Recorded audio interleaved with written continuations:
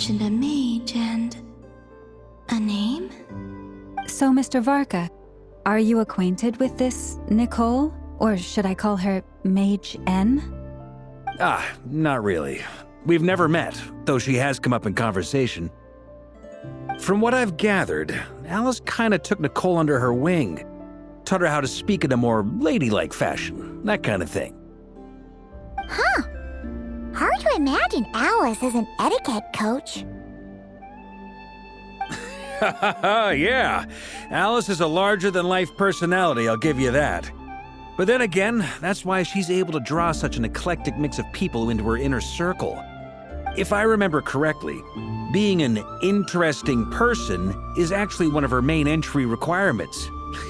So, if you ever wanted to join the Hexenzirkel, I'm sure you'd both be eligible to apply. Hey! Don't go around making promises on Alice's behalf. I wouldn't dare. I'm just trying to paint a picture of the Hexenzirkel for you. Okay, sure.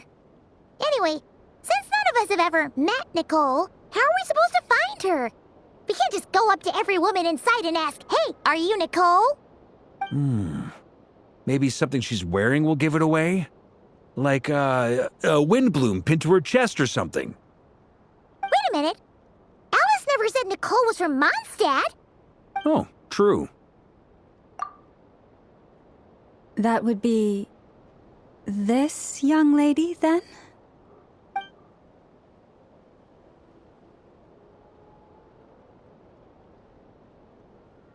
Hey there! Sorry to disturb you, but are you Miss Nicole? Varka, Knight of Boreas of the Knights of Favonius.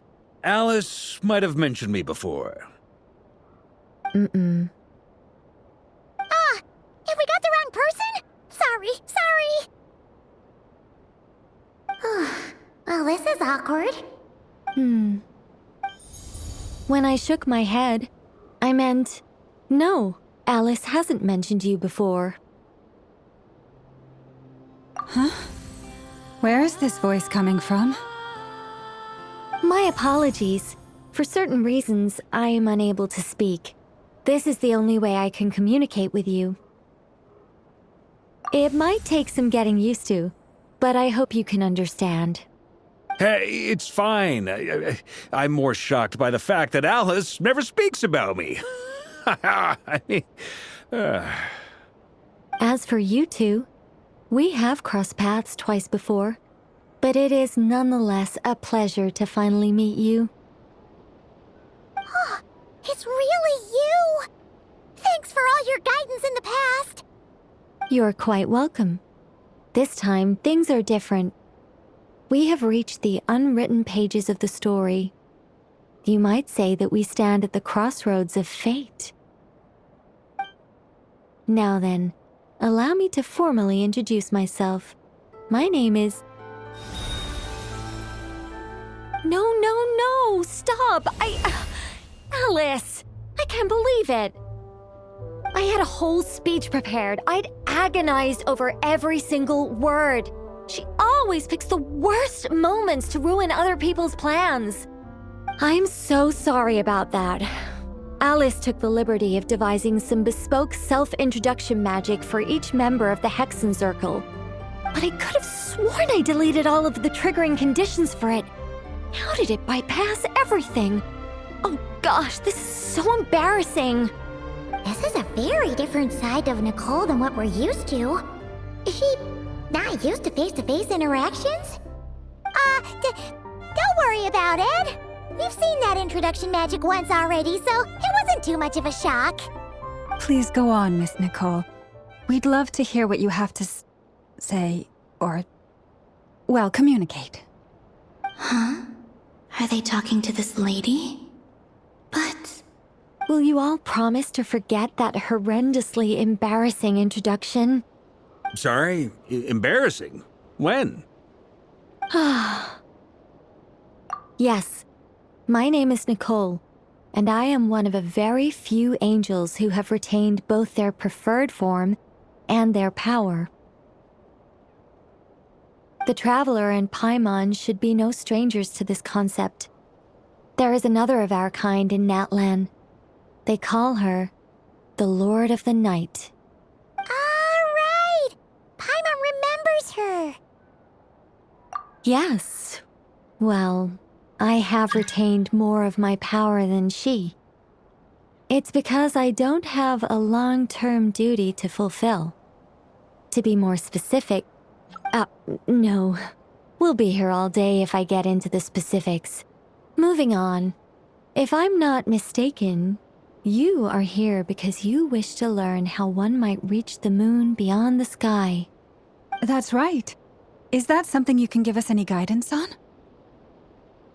Yes, I do know a way. It began with the Hyperboreans, who lived after the War of Funerary Flame. Blank looks. Maybe I should start with the background of the war. Or maybe not. It shouldn't be an issue. I'll fill in the gaps for you when we have more time. Anyway, after that war ended, the three moons retreated to beyond the false sky.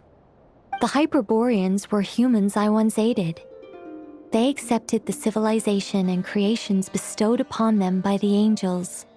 But despite accepting many blessings of the angels, many among them still held on to their faith in the moons. They were reluctant to accept the new order, even after the War of Funerary Flame. They sought to contact the moon goddesses beyond the sky and receive their guidance. But all three had passed away by that point. This mage has a unique method of communicating. Is she talking about the moons? Yes, but they did not know. And so, still they prayed for the moon goddess's mercy. After building titanic structures that consumed vast amounts of Kuvaki, at last they glimpsed the moons and heard their voices. But of course, they were gravely disappointed, for it was then that they realized the three moon goddesses were dead. Oh, that's such a sad story. It is. Humanity was in a very sorry state at that time. The angels who had once aided them were gone, and the War of Funerary Flames had left them homeless and destitute. Just a second, I gotta ask. How relevant is all this history to the task at hand? Well, I mean, it's... Okay, it seems we've drifted into irrelevant narrative waters. It's been a while since I've had the chance to speak inside someone's head. As soon as I got started, I lost control and the words just flowed out like a waterfall. What I'm trying to say is... Right, yes, that's it. The relevant part is the ritual created by the Hyperboreans. The fact that they bypassed the false sky and saw the true moons implies that they successfully built a connection between Tevat and the outside world. Which means, with enough Kuvaki and a sufficiently stable connection, it should be feasible to send one person over the border. Okay, so they built some kind of portal? Oh, yes. A portal. Yes. Is something wrong? You sound disappointed. I just didn't expect you to summarize it so well. It turns out I could have said all that in one word, if only I'd managed to think of it. No, please, it's fine. This is invaluable knowledge. I'll be sure to record and preserve everything in writing. Oh, really? Well, in that case, I suppose I could backtrack and add some more detail. I did gloss over a few things so far. Whoa, time out. Let's summarize what we've got first. The Hyperboreans were the last ones to use this method, right? So we somehow need to find whatever structure they built and make sure there's enough Kuvaki to power it up. Luckily, we have the moon marrow of both the eternal and iridescent moons, so we're all good for Kuvaki. Which means the key issue we need to focus on is finding the place. Am I right so far? Yes. Although I expect the structure is long gone by now.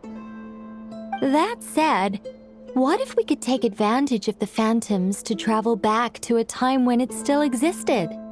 Well, travel back isn't quite accurate. It's more like we'd be creating a handshake between 2 points in space-time. We wouldn't even have to pick a time when it still existed. It could just be a time when it still appeared in phantom form via projection, or we could project our own phantoms, fold them together at... You look lost. Was that too hard to follow? Yeah, things got a little, technical there. Paimon's brain is reaching capacity. All right. Let me think about how to put this more simply. Okay, got it. Over the next few days, I'll search for phantoms that we can use. Once I find one that meets the criteria, I'll let you know and we'll regroup. By completing certain rituals, specific individuals will be able to enter the phantom and make it to the Hyperborean structure. If everything checks out and it looks feasible, we'll just need to wait for Moon Prayer Night, and we can send the Moon Goddess back home. I'm really skimping on the detail here. Is this making any sense at all? I think so. For now, we'll just wait to hear from you. Yes. Basically, yes. Great. Counting on you. In the meantime, we'll focus on finding the Moon Goddess's name. My name? Are they looking for a way to stop me from disappearing? Excuse me, Miss... Go on, Miss Nicole. This conversation was a little all over the place.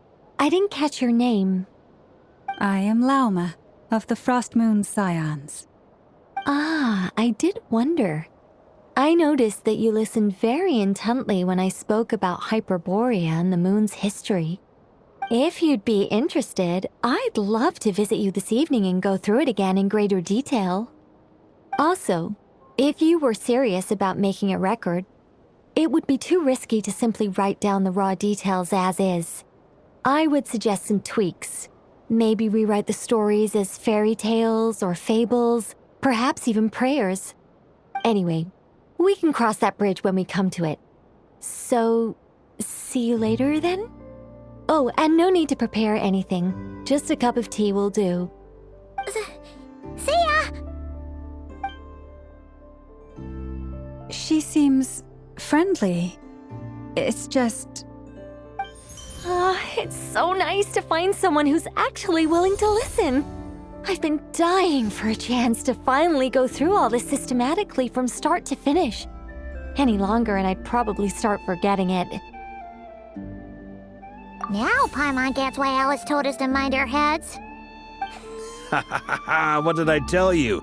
A lot of quirky people in Alice's orbit. Now then, the next order of business is, where do we start looking for the Moon Goddess's name? Maybe the rest of what Nicole has to say might give us some clues. Once I've heard her out, I'll summarize the salient points and share them with you all. I'm also inclined to review our other documents.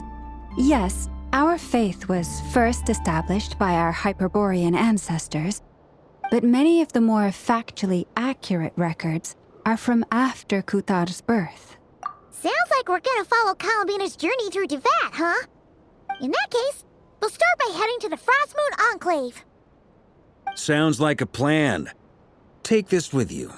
I'll see about getting in touch with the Fatui. It'll probably just be Arlecchino and Sandroni again. They're the only ones who would want to help. Thank you, Mr. Varka. Ha ha ha ha ha! Don't mention it. Honestly, I'm more comfortable dealing with the Fatui than prying into the details of a young lady's childhood. Catch you later. I should follow them, just in case there's some way that I can help.